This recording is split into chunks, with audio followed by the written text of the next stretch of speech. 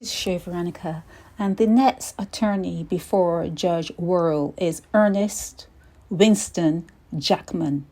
Now, Ernest Jackman is being sued by John Huggins. He is 85 years old, John is, and I believe that John is staying alive until the day that Ernest is sent to Dodds prison. He is staying alive. Now, Ernest Jackman, the attorney, worked for John Huggins, and he is accused of appropriating or misappropriating. He is accused of theft. He is accused of money laundering in the amount of $678, $414.75. Yeah, they added their 75 cents onto that. But that's not the only mess that Ernest Jackman was involved in or is involved in.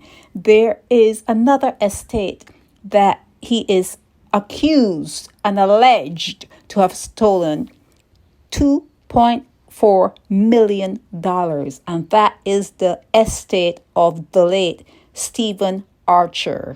Okay, so these attorneys, like I said, they bite the hands that feed them.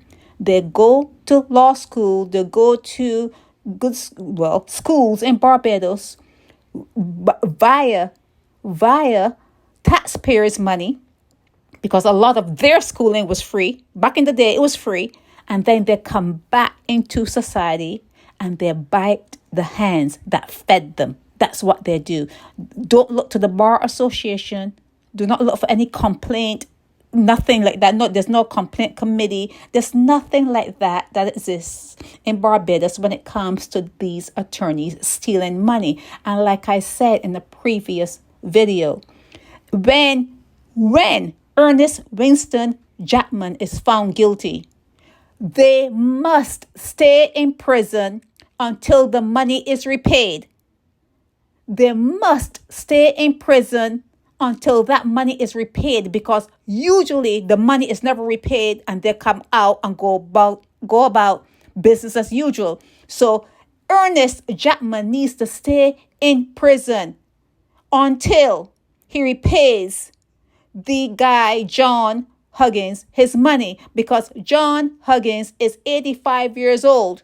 And if there's any more delays or any more setbacks, John may pass on without getting his money. Okay, it happens all the time. They wait for you to die. That's something they do. They wait for you to die. Okay, so if